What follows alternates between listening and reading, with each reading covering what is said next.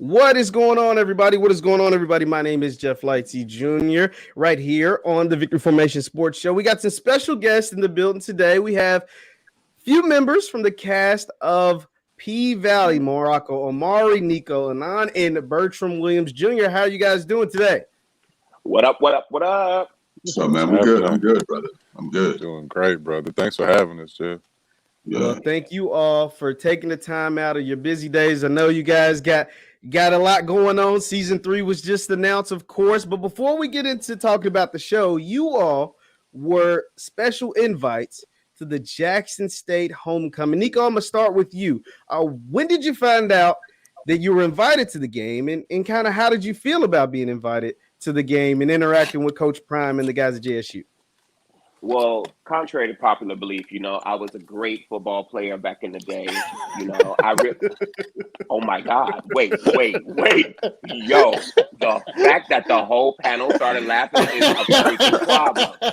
What is going on? I meant to mute myself. My bad. I meant to do.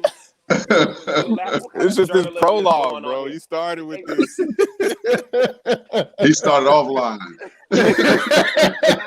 Not lying. Fake news. No. See, this is the real news. See, this is the thing. We were down at Jackson State, and if you saw my brother here in Morocco, he tends to think that everything is fake news. So we're actually on the news channel, and he's talking. I seen that. Yeah, he's on his whole MLK situation while we're actually really talking to the news. And just the same thing here. I am an amazing football player. You What don't position? want no smoke. What position did you play? I don't remember. What position do you know besides quarterback? He forgot what position he played. That's hilarious. That was funnier than saying you actually played football. It's forgetting the position. That's even funny. Right. I played many a position in my day, brother. I played many a position. This is the wrong show, Nicco. Wrong show, brother. Wrong show. No, but it was great. It was a wonderful opportunity. I think it all first started when we were there was conversation on Twitter. Coach Prime, he had started actually talking about the show. And he was very vocal about his journey and process with the show. And I think that really brought a lot of people into the conversation.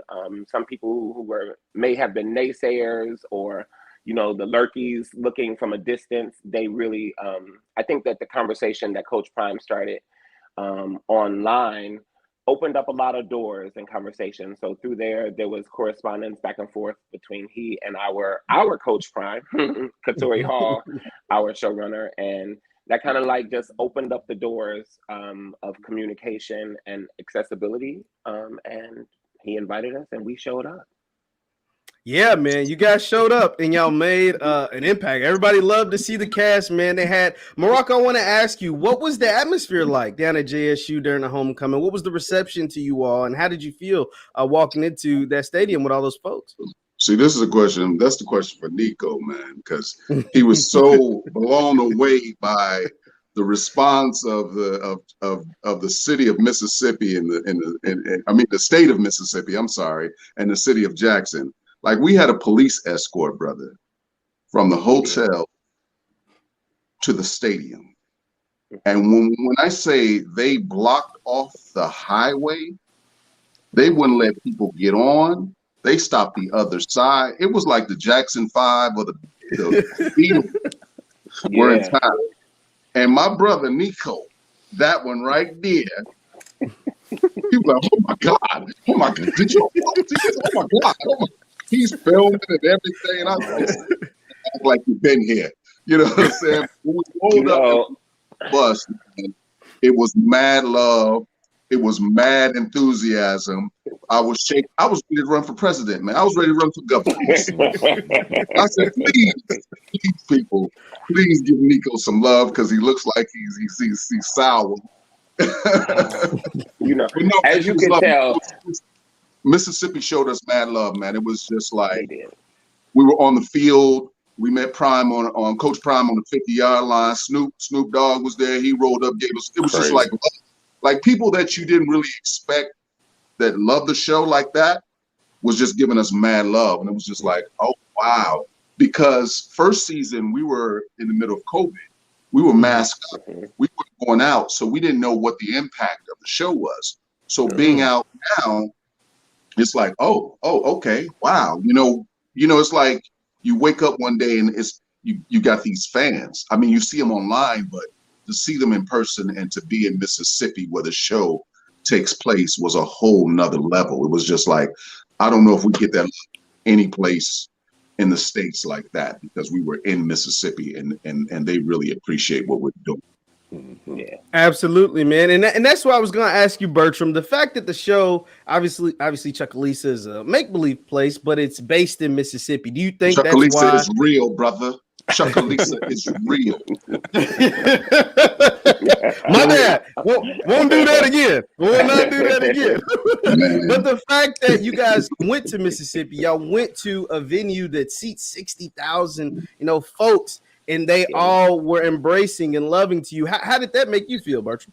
Like Morocco said, man, the love is so authentic and so genuine, and you can feel it in every interaction. And it means the world to us because, there have been seasons where the critique, the critical voice has been pretty loud in and around the South. And I believe that this particular second season, we really earned the respect of the folks who come from the region. And so to hear that, at one point in time, they might have had a certain or a different feeling space, but to really be embracing our characters, the story, and ultimately the show, it did all of our hearts some good. And like I think Morocco mentioned, to see 60,000 Black folks, man, like in harmony, showing unity, supporting that institution, supporting Coach Prime, I've never seen anything like it. Yeah, man. It was awesome. It was awesome both to see from afar and to see the love and the support that you guys got. Now, I do want to ask about the show. Season 3, it got renewed for season 3. What was the reaction? Obviously it must have been expected, I imagine, the success of season 2. But what were you guys' reaction? How did you find out the news? And what are the love and support you've been getting since the show has been renewed for season 3? Come on, Reverend Mama. Go ahead. What was your situation? What was your reaction, Bertram? Well, unlike these seasoned gentlemen, like I mentioned to you earlier, Jeff, this is still new territory for me. And so I'm always kind of just happy to be here, And I do think that while the show was crazy successful, there was a period in time when we might have been a little doubtful, questioning whether or not the network saw our value and whether or not they were willing to continue to trust us to tell this story. And so I remember getting a note from Katori. It was a call before the email, and I was sitting with my wife. And it was actually I was with Katori Labor Day at her family's house when she shared the news that it was largely, that it was pretty affirmative that we would be moving forward. And it took everything in me to just not melt, you know what I mean? Because I'm so excited and thankful to still have a job. Come on. Absolutely, man. Absolutely. I love one thing I like, Nicco, is the growth of the characters. Where have you feel like your character has been able to grow through, from season 1 to season 2 and could potentially see them going in season 3? Well, one of the beautiful things I think is that this show, a lot of people actually underestimate the show, and I think that with the showrunner that we have, there is a clear direction of where the story and these characters are going, and I feel that it's an opportunity for all of us to get to know the characters more, and by their doing so, we also get to know ourselves. I feel that everybody got to know a little bit more of Uncle Clifford and more of Big L and more of Wody through the process of the pandemic. You know what I'm saying? The confinements of being able to get outside of the club a little bit allowed people to see more of the real people and the inner battles and just the machinations of the mind that a lot of the characters go through. I also think that it is just the beginning. You know, when I say people can have underestimated the show, they can say, "Oh, you watching that stripper show," or "Oh, you watching that blah blah blah show," whatever, however you may care to deem it in that one statement. And I always tell people that one thing is not true. None of these characters can be boxed into one box. None of these characters are small characters. This is an ensemble cast. We are a group. We move as one, like that fist. Absolutely. Now, speaking of something that you brought up, Nicco, I want to ask Morocco, but I kind of want to hear from everybody on this. Was there, because of, you know, the whatever may be portrayed of the show for someone who doesn't watch or whatever, when you first got offered the job or was considering taking the job as your characters, Big L, Wody, Uncle Clifford, but Morocco, I'll start with you. Was there ever any second thought? Like, did you ever think like, you know, maybe this ain't what I should be doing, or maybe I don't want this job? Was there ever any of that doubt in your mind? Absolutely not. Absolutely not.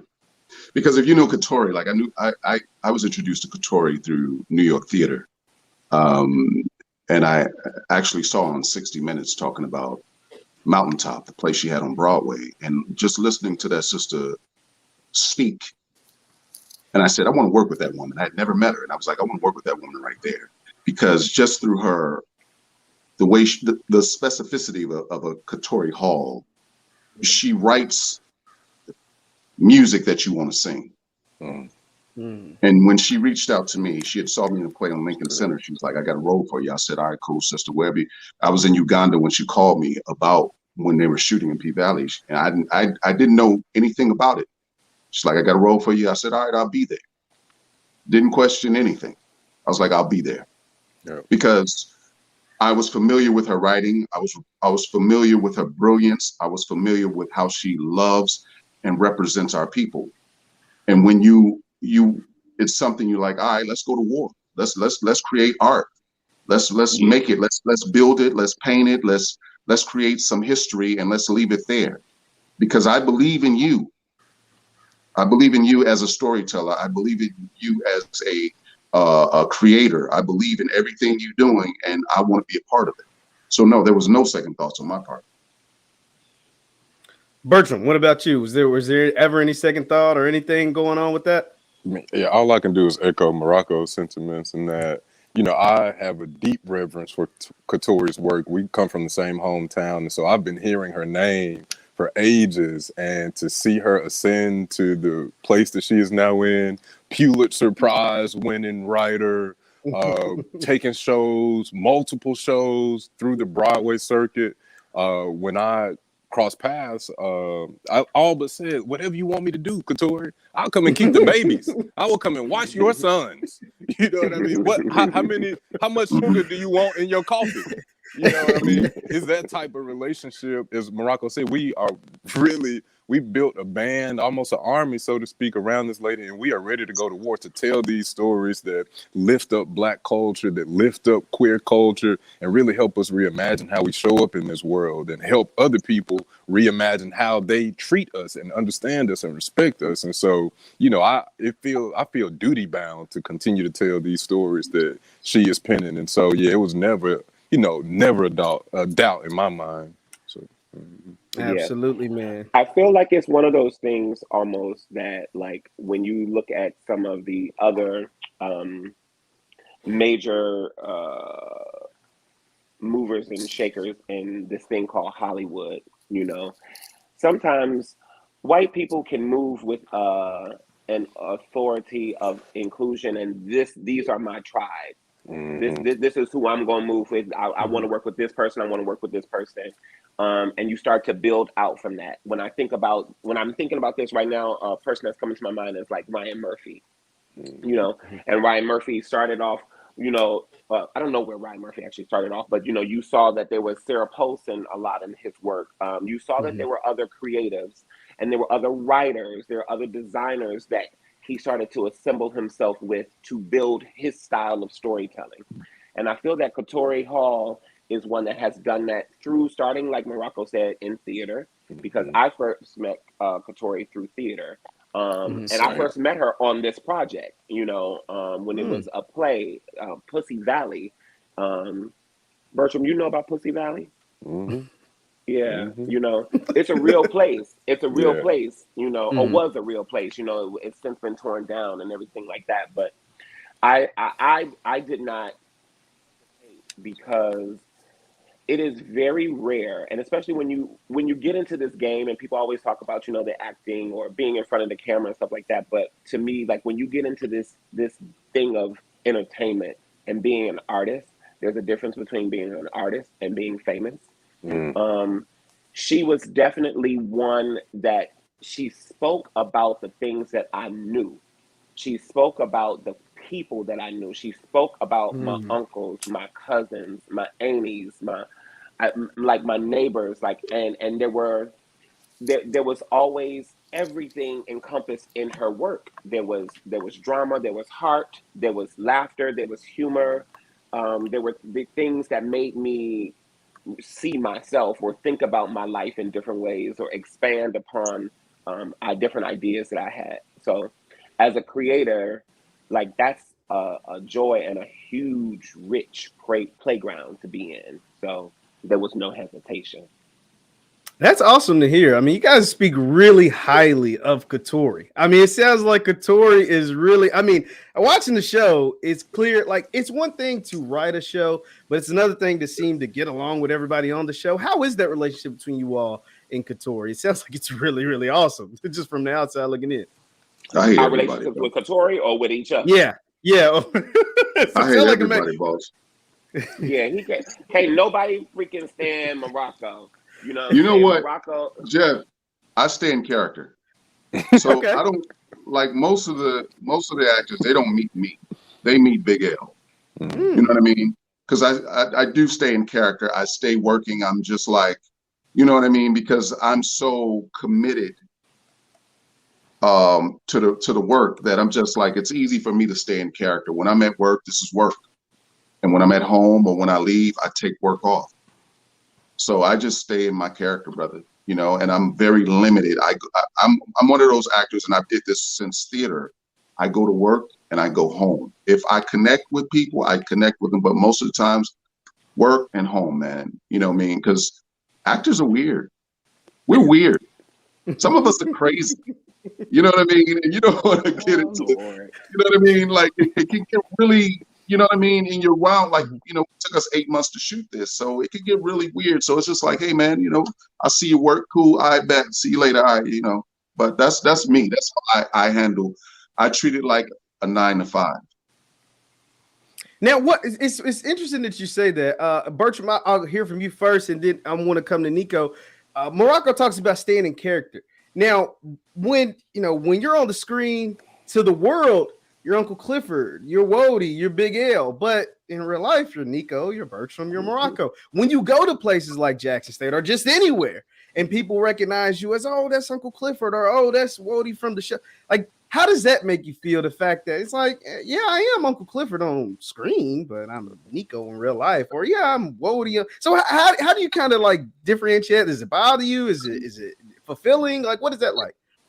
Well, you know, I think we all benefit, Nicco, Morocco, and myself, in that there are real similarities between us and our characters in some ways. And I think that is something that Katori really leans into as a writer. But for me, I take it all with a grain of salt. I think every entertainer can relate to that encounter where someone is expecting you to say, give me that line, or they expect you to, you know, carry yourself in, you know, with the demeanor of the character, which is a testament and affirmation of the job that we are doing on screen. You know, that people want to see that played out in real time. But I think Nicco is the best at this, at just kind of breaking down that wall. Like, hold on, wait a minute, take a breath. What's your name? Where your mama from? How you feeling today? My name is Nicco. It is very nice to meet you. And so I'm learning from Nicco constantly about how to, like, you know, show love and appreciation for that admiration, but also kind of break down that fourth wall when it's time to really kind of make the space for that real, you know, engagement, or for that moment to take place. But yeah, I got to say I love it, chiefly because, you know, people with my character and the dark turn that I took associate me with being like a a more stern brother, a more stoic, sinister soul. And so, it's nice to be able to kind of, show some balance, because I'm typically a kind of jovial, hugging type of person. And so I like being able to catch folks off guard too. Yeah. I think we all do the whole catch off guard situation when we're not doing the news. But I feel like I think that was a dig or something. Maybe a little bit. Okay, all right.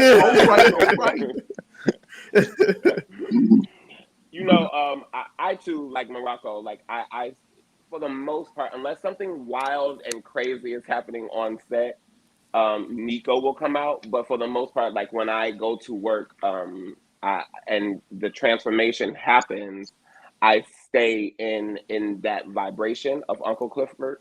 So sometimes people, when they had first met me, they thought that I was Uncle Clifford, like in life. But I was like, no, I want to let you know this is Nicco talking to you right now. Like, like you gonna get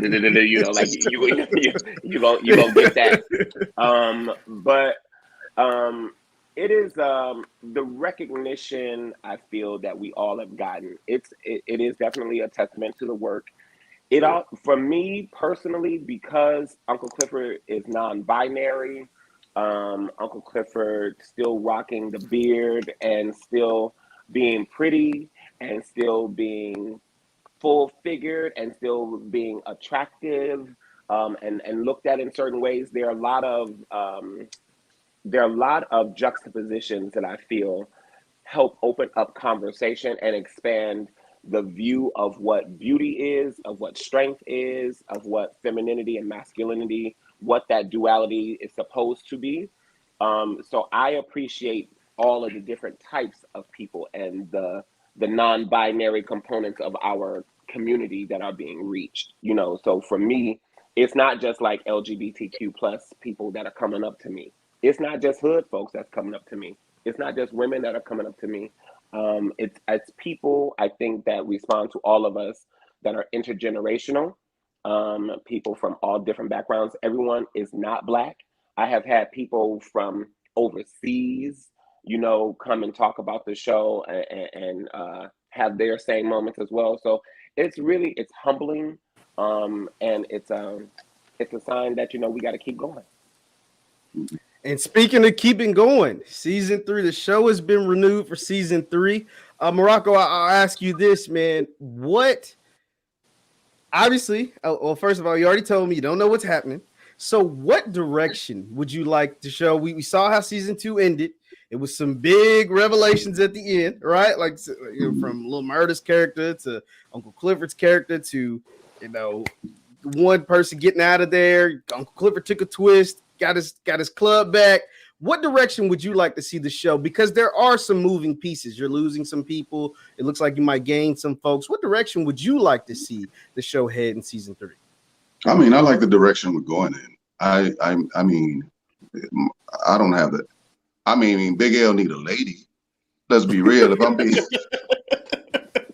I'm talking about Big L, Big L needs lady friends. You know what I'm saying? But not lady friends. You see, right? You see, he started off with one, and it was like, give me a couple, 1, 2, 3. Hey, Nicco. What? It's a poor rat that only has one hole, baby. You dig? All right. So, what he said. I mean, I'm cool, man. Like I like the surprises. I'm one of those people. Like, all right. When I get a script, it's almost like, okay, how do I fight my way out of this scene? How do I break this down? And then a lot of, with actors, when we do theater, we go beginning, middle, end. And you got 2 hours, 3 hours, depending on the play, or an hour and a half to show your arc of that character. Same with film. You have that hour and a half, 2 hour, 3 hour film to show your arc of your character.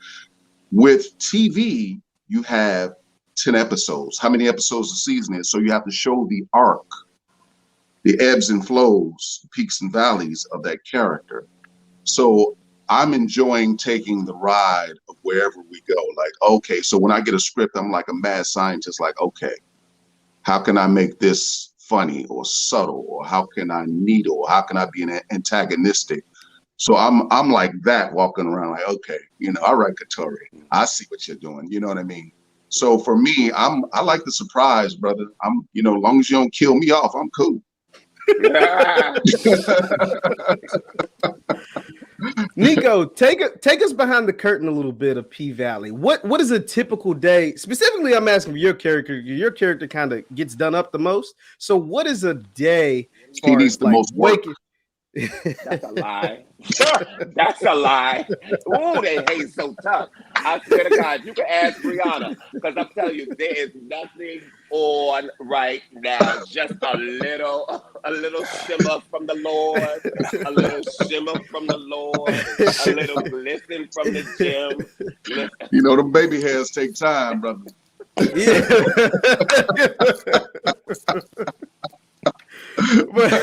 but what is a day like? What time is the wake up? What is a day and like a day of shooting? What does that look like for you as far as like waking up from start to finish and when you're going home? What does that look like? Well, for all of us, it is very different because we do have different call times because depending on the day. So if it's like a performance day where we are at the club and there's a lot of things going on, those are the hardest days to shoot. Sometimes performances actually may take 2 days to shoot. So that's a part of also why we, myself and the ladies all have doubles because of the physical restraints of it all, to do it all for 8 hours. And then you have to do a scene, the next day, or later that night, So it's always a lot. You also have to think about all of our glam. The show definitely highlights the grit and the glitter that we all have that's in our culture. So sometimes we got to get all our tattoos on. We got to remove some of the tattoos. We got to put some of the tattoos that are our characters' tattoos and take off some of our own personal tattoos. Because that too is also very important because it's about telling a story and the culture. The nails, to get my nails on, it really only takes like maybe 5 minutes. My makeup is about, I would say 45 to an hour. Morocco usually takes the longest because he is in Jason's share. Jason is our barber. He's a Yancey. He laced us all up. And, I start off, I always go to Jason. I try to get in Jason's chair first when Morocco's not called. Then, because I got to keep the beard sharp, you know what I'm saying? Yeah. He does my beard and stuff like that every day. And then I go to makeup, and then I go to hair, and then I get dressed. But usually, sometimes that can be 4 in the morning phone or 3:30, like a pickup situation. And sometimes we don't leave until 2 or 3.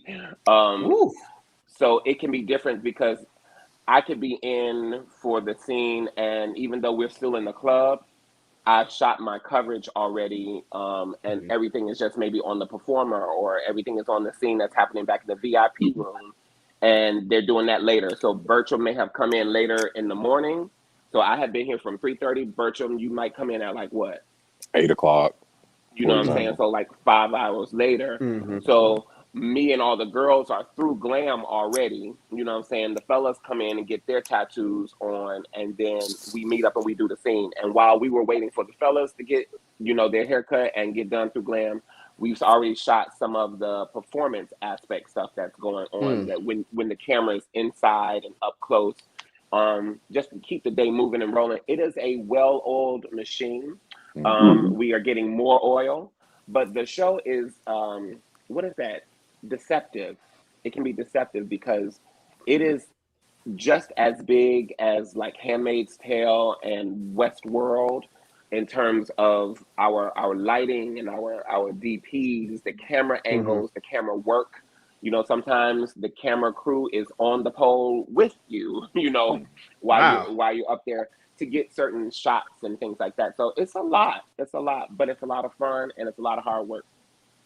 If it's cool, Jeff, I don't mean to interject. Yeah, go for it. It's happening. It's happening already. So I think Nicco raises a good point because when you look at that call sheet, and you see a list of people numbering like 160, 170 people, it really puts into perspective in one day what it takes to pull off what we see is, you know, with the final product. And so, you know, Nicco mentioned the, you know, our directors of photography, our folks who are doing lighting, sound, makeup, hair.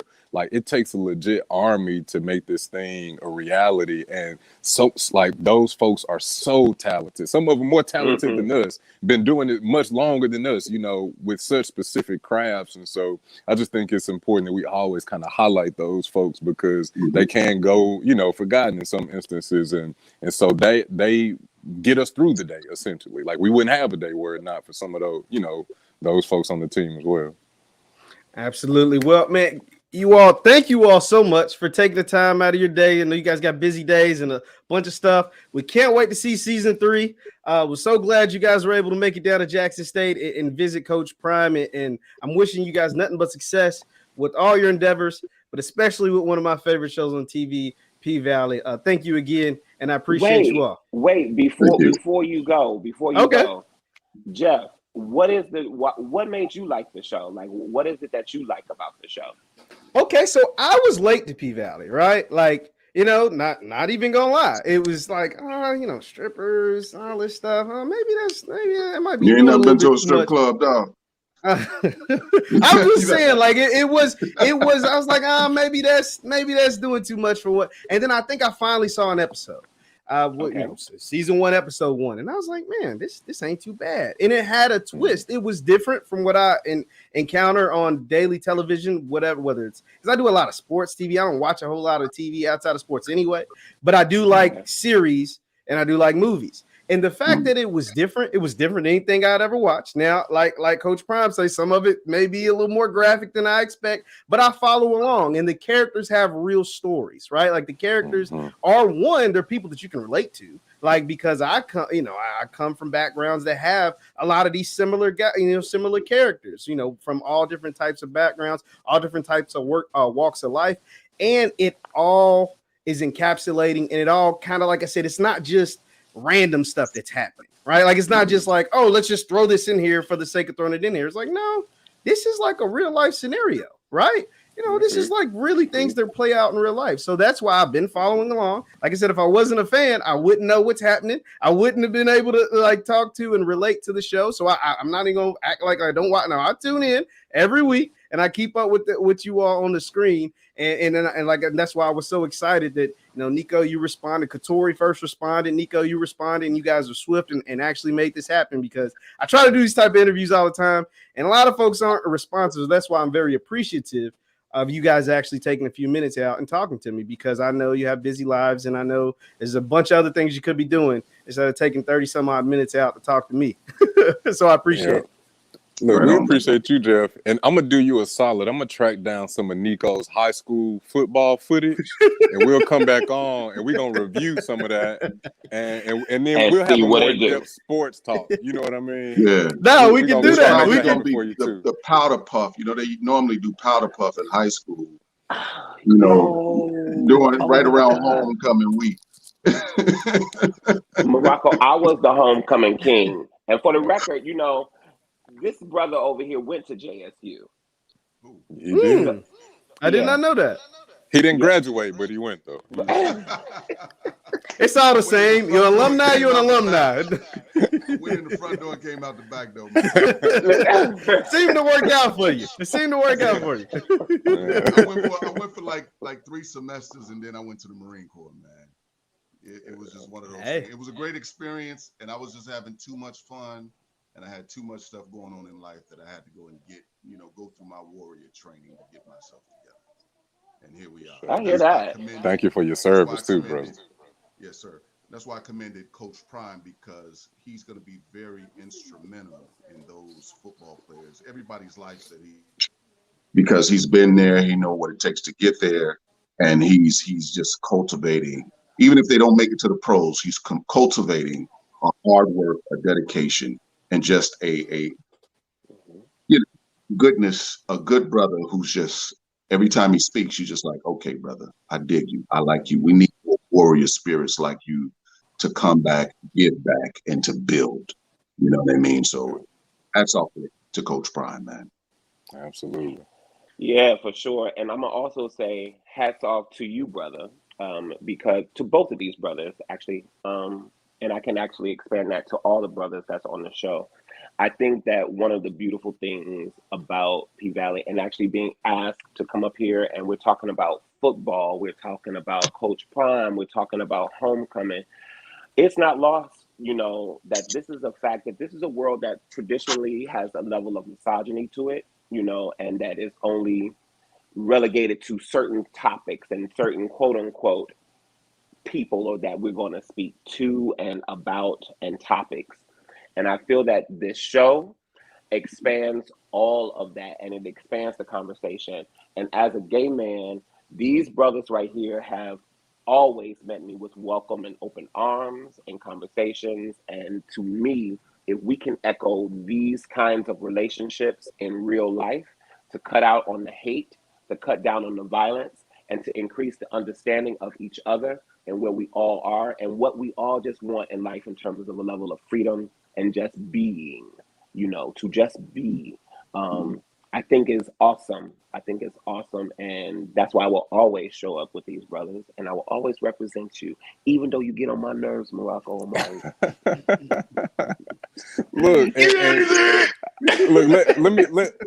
let me turn some of that back around to Nicco too, because what he is doing is modeling what it looks like to lead and advocate and to build bridges, right? And so to be on a platform and navigating newer platforms and communities as an unabashed gay Black man, he's doing the work that a lot of folks are not only afraid to do, but that folks who aren't capable of doing, because he is so uniquely positioned, such a beautiful soul. And that is why he is welcomed with, open arms, because we love you, Nicco. And I think the more that we can have these, to your point, types of exchanges on platforms like yours, Jeff, through Coach Prime's platforms, through his invitations, the better off we'll be, not only as a community, but more specifically as Black men, because we have to really get in the practice of like unifying and loving on each other and loving each other through our differences and even because of our differences. So kudos to you, Nicco, for leading in that regard.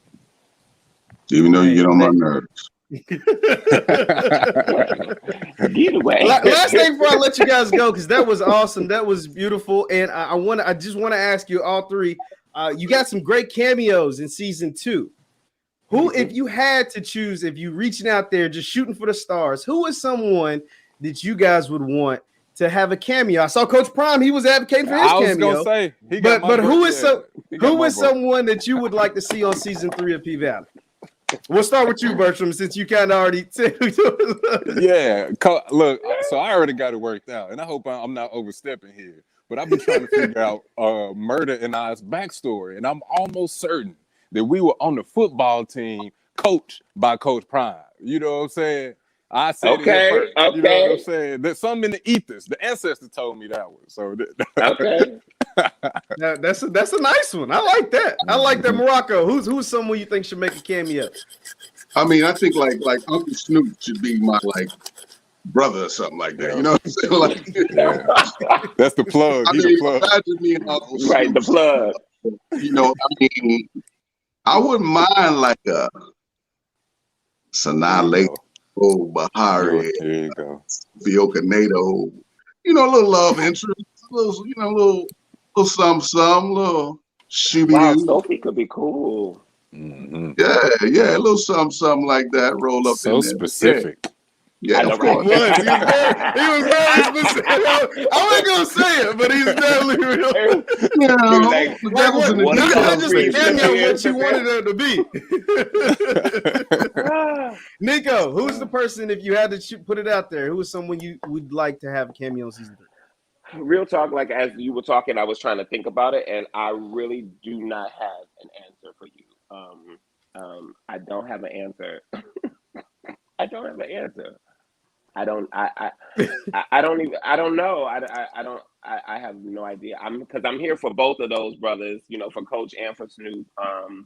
What I know is that whoever appears on the show, they must be of the world. One of the things that I think that was great was that all the cameos that we have had, they don't take away from the show. They highlight who they are in the world. Like when we had Gigi McGuire, Jessica Dime, you know, and the girls on with Jocelyn, you know, it was all like they were a part of the world. Big Frida. Big Frida, a part of the world, you know what I'm saying? So I'm here for more of that, because it just gives the real people who we are portraying the archetypes of, you know, and the culture, the Southern people, like I'm here for that, those kind of cameos, you know. The musicians, you know, that are getting their stories out there, you know, and the stories through song, you know. So yeah. Well, once again, this is a few of the cast from the hit show Pvalley. You got season 3 on the way. Thank you guys so much for taking the time out of your day, and I can't wait. I wish you nothing but success moving forward, both with Pvalley and all your other endeavors. And thank you guys once again for taking time out today. This is JeffLightsy Jr. with the Victory Formation Sports Show with special guests from Pvalley. You guys